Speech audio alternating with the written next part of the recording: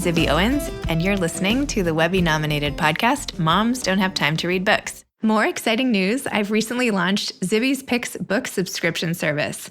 4 times a year, so every 3 months, I'll send you a new fantastic book that I think you will love. So just go to zibbyowens.com, and it's actually zibbyowens.com/swag, and sign up for a book subscription in either fiction, memoir, nonfiction/parenting, children's book, middle grade fiction, and I'll send you just fantastic books, and it will be great. And I also have gift options available if you want to give this to another book lover in your life. So please check it out, tell friends, and start subscribing. Thanks so much to my sponsor, Libro FM. Libro FM Audiobooks lets you purchase audiobooks directly from your favorite local bookstore. You can pick from more than 125,000 audiobooks, including many New York Times bestsellers and recommendations from booksellers around the country. With Libro FM, you get the same audiobooks at the same price as other audiobook companies, but you're going to be part of a much different story, one that supports the community. You can even choose which local bookstore you'd like to support, which is so cool.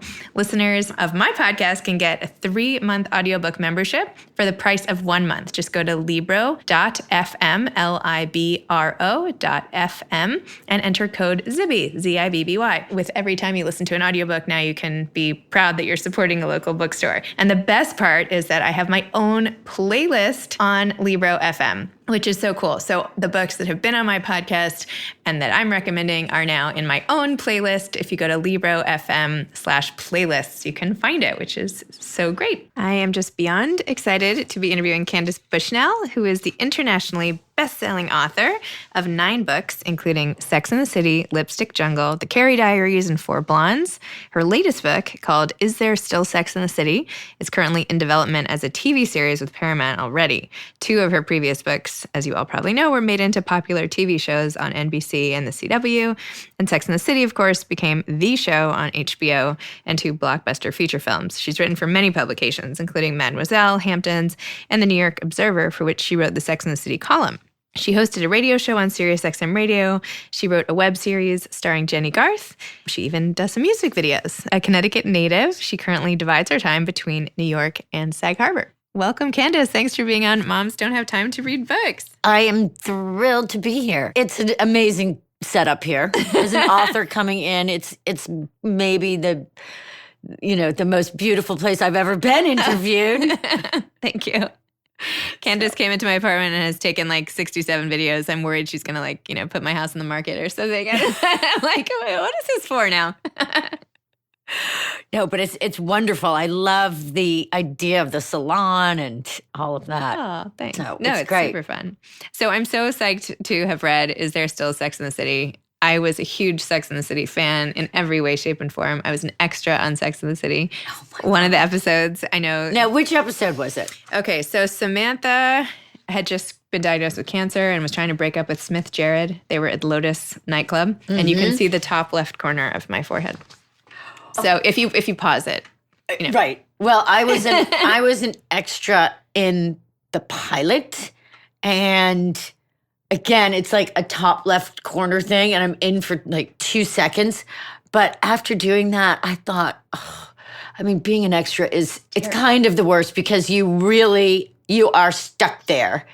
But then I was an extra in the Carrie Diaries in the 70s dance scene, or it was like the 80s dance scene, and they dressed me up and they put me in a huge top hat and a red kind of, maestro circus leader jacket. And so then I was like dancing, and that actually was fun. But but they didn't actually play the music. You had to pretend dance. Oh my gosh. So that made it even more interesting. That does not sound fun to me. But that was fun. Okay. So can you tell listeners a little about what Is There Still Sex in the City is about, and what made you write it right now? Well, to me, it's really about a journey that I had in my 50s. And my 50s were not anything like I thought they were going to look. For one thing, I got divorced when I think I was about 53 maybe. So I was in my early 50s. I got divorced, and I suppose I'd kind of been, I just really didn't want to live in New York all the time anymore. So something was happening in my brain, like my brain was changing. I was somebody who I never wanted to leave Manhattan. And if I left Manhattan, I was wearing all black and heels. And like, I was getting back to Manhattan as fast as possible. But I just, changed quite a bit. And then I lived basically at my house in Connecticut because I have a little small country house. And I spent a lot of time alone. And I guess I was doing the thing that you always dream about when you're a kid and you're a writer.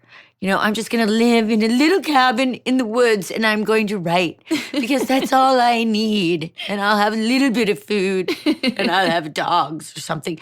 And the weird thing is that if you are a writer or a particular kind of creative person, that actually is enough. You can do that. And I moved to an area where people had been doing that traditionally. Like Arthur Miller lived up the road, and on his property was the writing shack that he built with his own hands, where he wrote The Crucible. Wow. And he was also in that house with Marilyn Monroe, and I found that super, super inspiring. And Frank McCourt lived across the street. And then Calder was up the road. So, of course, they're all dead now. But it was that kind of place where I went for walks and then I wrote whatever I wanted. And when your publisher says, you write what, or your editor says, like, write whatever you want, they do not mean that. Okay? That is a lie. They do not want you to write whatever you want. They want you to write what you want within the confines of what they want from a book. It's a business.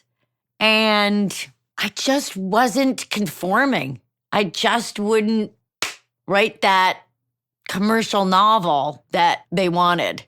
So that was like, eee. And then a lot of my girlfriends moved to Sag Harbor. And they all sort of said, maybe you're going crazy up there. Because I really spent like 3 years pretty much alone. I rode horses, but I didn't date. And I really just wrote all the time. I wrote so much.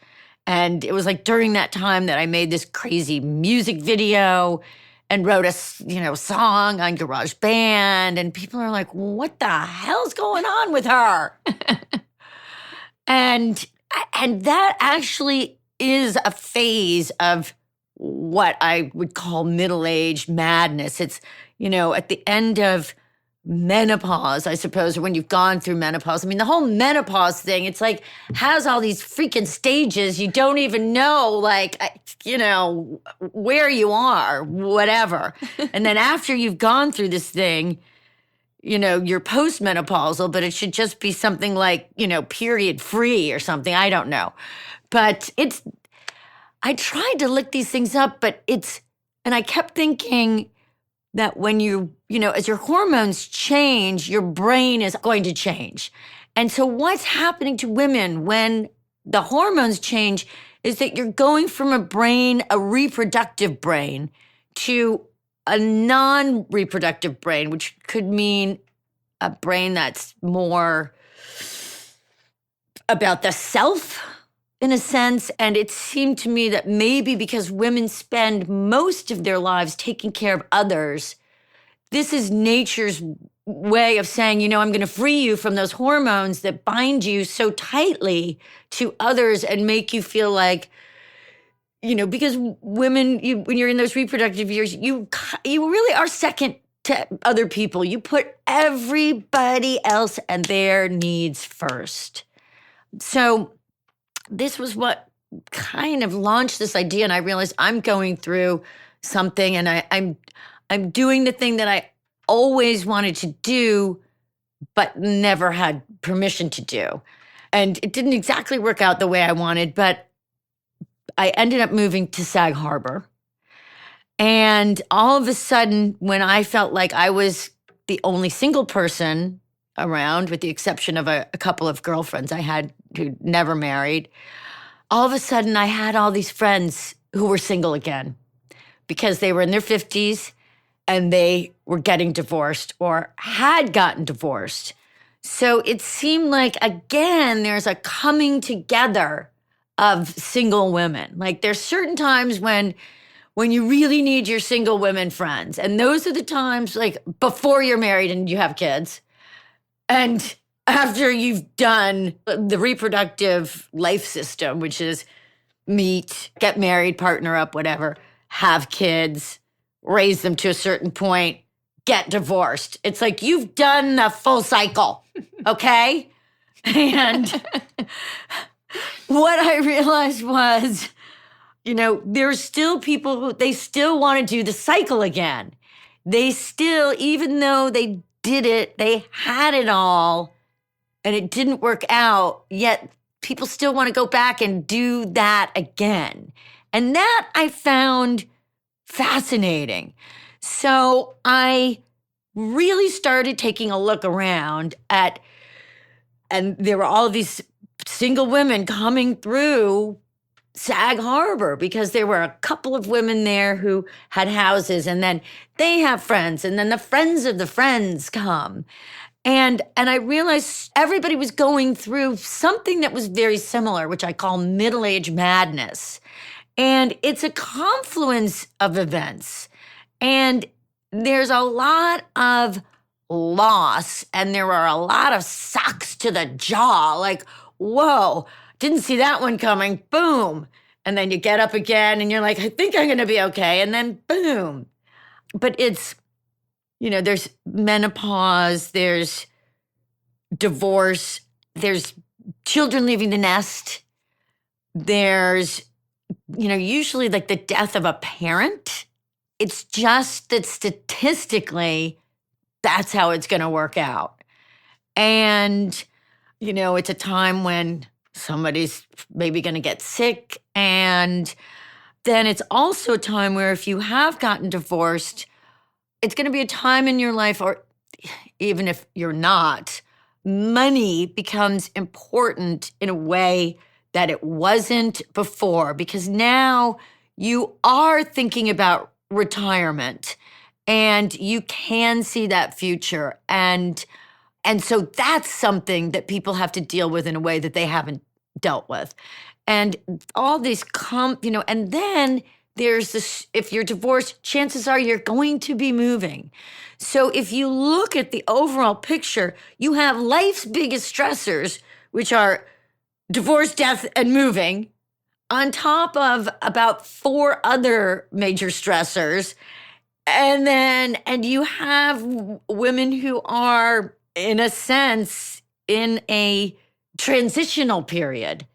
And so that was really what I wrote about. And I felt like I didn't really get through this middle-age madness period till I turned 60. And I see so many of my friends going through it too. And it's funny, there also is a lot of pain there, because you have to, the death of a parent, or the end of a marriage, or children leaving home and therefore leaving a void in time and energy, it causes you to look at yourself and who you are, what is your value, what is your worth. And you're also confronted, if you have to go out there and support yourself again, what is your value and what is your worth in the world? Now you find it's very different than it was when you were 20 or even 30. Now in your 50s, your value in the world is greatly changed. So that's what it's about. Wow, that was a great answer. You can go home now. No, I'm kidding. Don't leave. That's awesome. You said something, where did you say? You said something about having a middle life crisis when you're in your 40s is just really dumb. Yes, because I was, it's so funny because I look back on, when I look at all of my books, I see exactly where I was in life.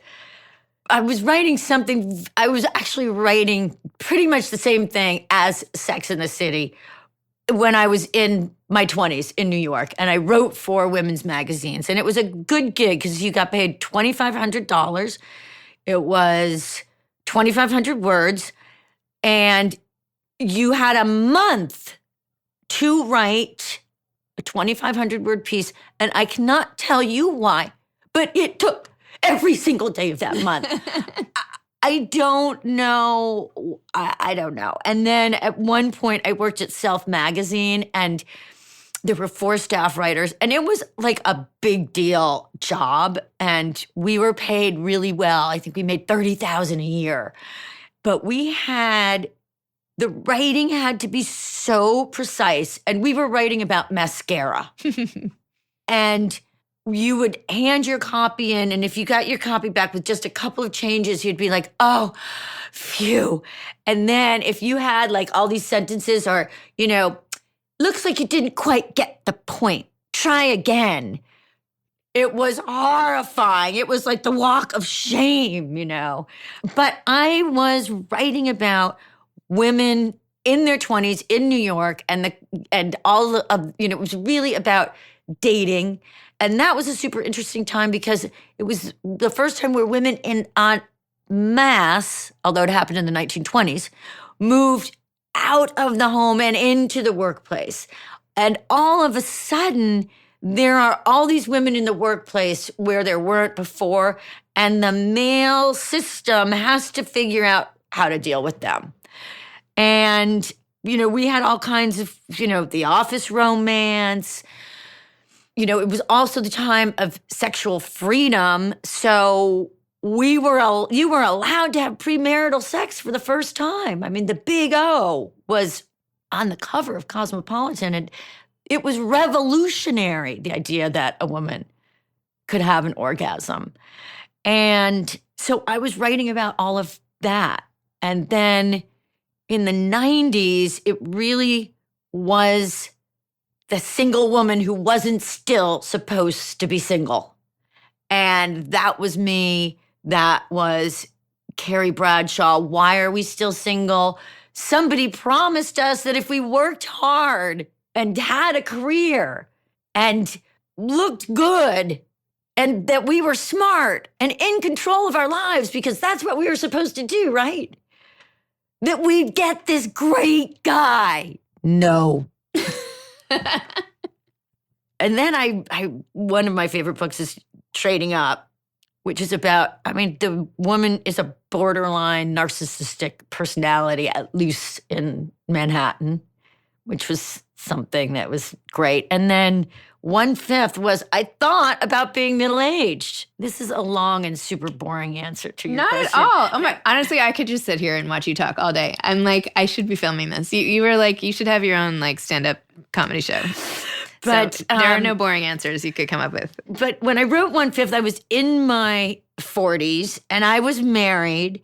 And that book is about a couple like in the lassitude of, when you're in your 40s, you think you are middle-aged. And you're going to have a certain kind of middle-aged crisis that has to do with what that's really about is saying no to the man.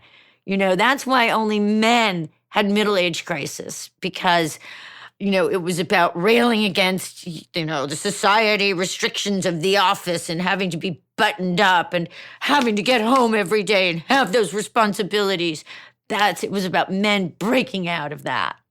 And of course, women weren't allowed to have one. But now so many people you're in the beginning of your reproductive life cycle. People in their 40s, they're just starting to have kids. Or, their kids are 10. But it's, there's so much involved in having kids these days.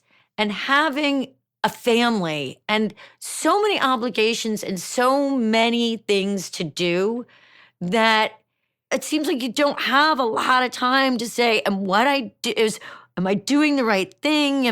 It's like, you don't have time to ask if you're doing the right thing. You got to do. So that's the long answer. I can relate to that. You are too busy when you can stop and look at it all, or you're forced to stop and look at it all. Some people go, So then what happens, like give me the preview, and I read it all in your book, but in your 50s then, when it comes to you're divorced, tell me then about like dating in your 50s again. Like what happens, how does that look versus when you were younger? Well, I think one of the interesting things is that in some ways it's very similar to kind of being a virgin again. Because, if you think about it, usually when people get divorced, they haven't, they're not having sex like, a week before they get divorced. These are usually people who there hasn't been sex there for a while.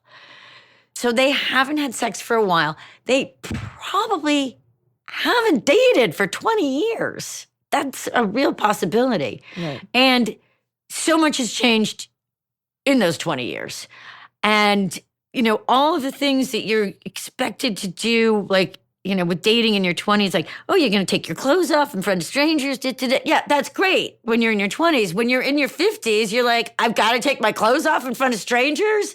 Like, how am I going to do this? What are they going to look like? Can I kiss someone my age? I love how in the book you have one of your friends is saying, well, can I date him? He's 64 years old. Isn't that like too old? And you're like, well, how old are you? I mean, I know. Yes. And there's so much sort of self-ageism in the sense that it's exactly what you said.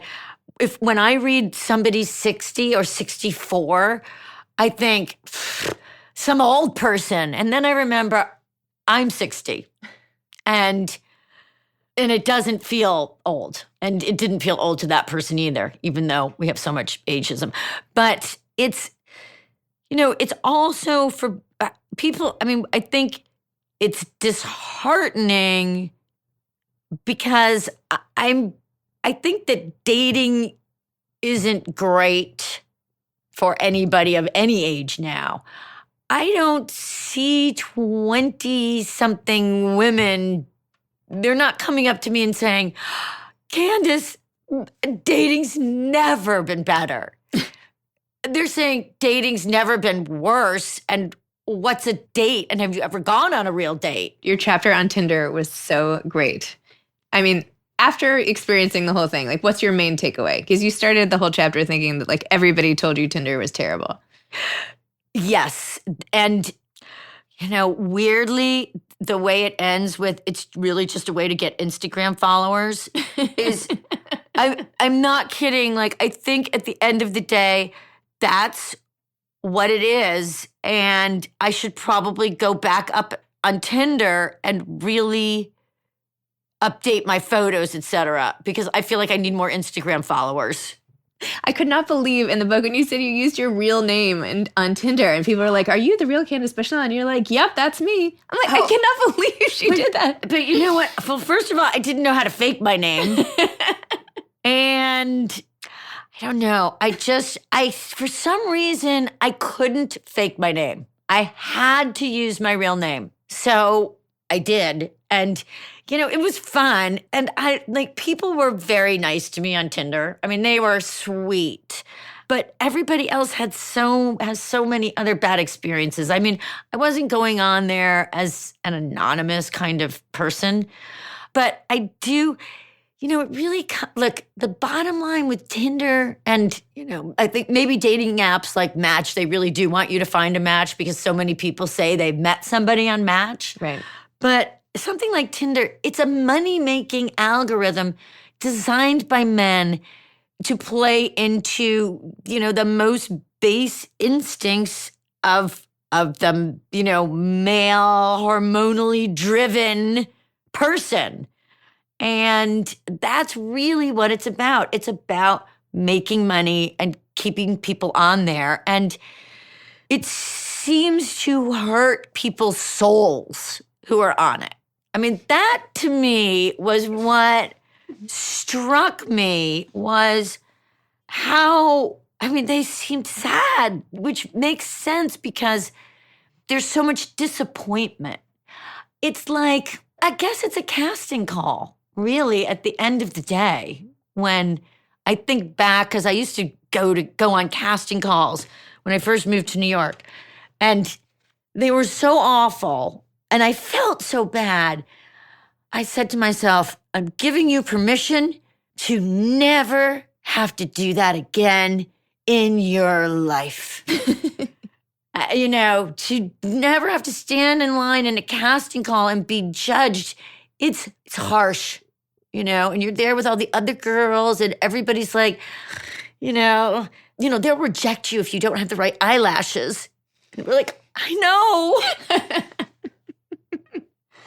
So it's that kind of, and then there are people on it for all different kinds of reasons. So on balance, do you think social media and the introduction of it since like the Sex and the City days versus where we are today, like how have you found it? To help, to hurt? I mean, you're obviously an Instagram Yes. junkie. I mean, there's this was, by the way, a question I wanted to ask, but also from Jennifer Englade Dahlberg, who's an author who wanted me to ask it. So just a shout out to her.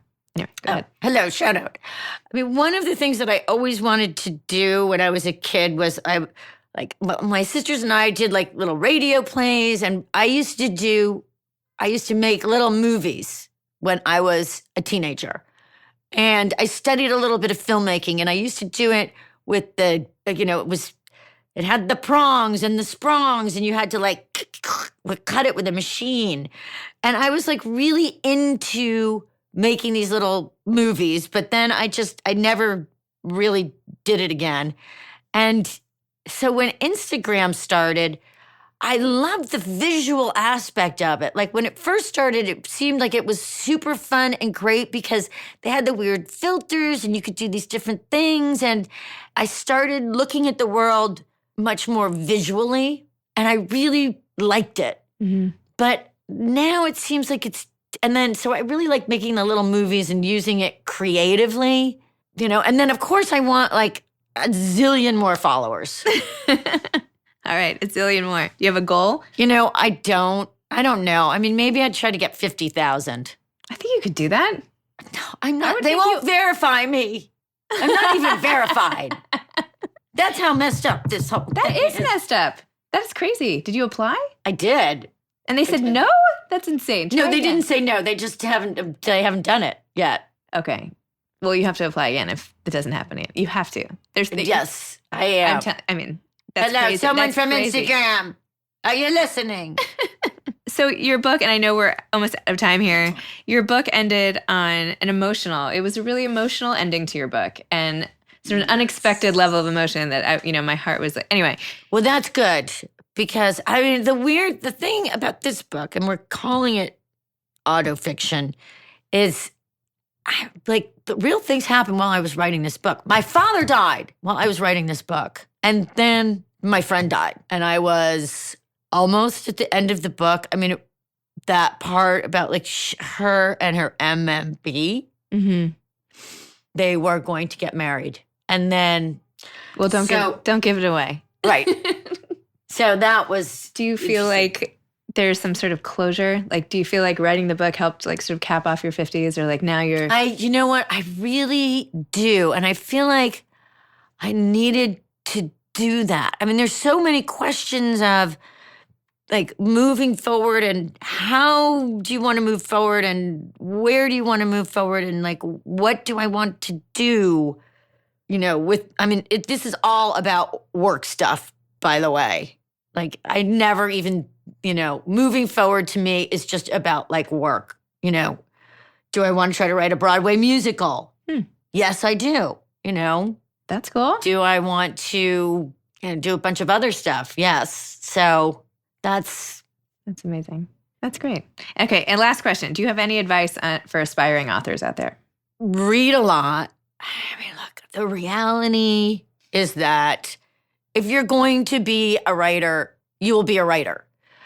The trick to being a writer is figuring out how to be a writer.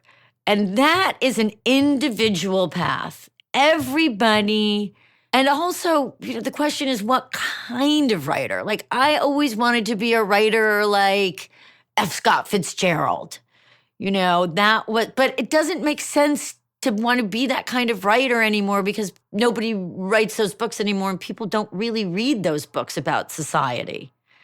But that's still what I write about, but it's like knowing what kind of writer you want to be. At the beginning, though, like writing, it's like playing an instrument. When, like, let's say you want to play the violin. The first thing you do is you play lots of other pieces. And I think as a writer, you try on different styles. That's what I did. It's like, you try to write like Hemingway. And then you try to write like, I don't know, Edith Wharton. And, it's part of that is it's an exploration of finding your voice and your point of view.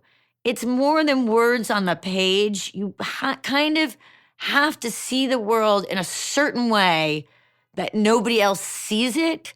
And that's something that only the writer as the individual can figure out on their own. You know what I'm saying? Yes. But I do feel that people who are meant to be writers, you find the way in. Maybe you do a blog, maybe you do this, do that. But in the end, it's about getting people to read your stuff. That's the bottom line. So, listen, I see people writing things on Instagram that are fantastic. So, it's just doing it and putting it out there and keep knocking on the doors. I love that. Thank you so much for thank you. This entertainment and all this extra information about the book and yourself. And thanks for coming on the show. This is so much fun. Oh, good. Thanks again to my sponsor, Libro FM Audiobooks. Thanks for listening to Moms Don't Have Time to Read Books. You can follow me on Instagram at Moms Don't Have Time to Read Books and at Zibby Owens, and my new podcast at Kids Do Have Time to Read. Thanks so much to Steve and Ryan at Texture Sound for the sound editing, and thank you to Morning Moon Productions for providing this fantastic intro and outro music. Thanks for listening. You can always email me at zibby@zibbyowens.com.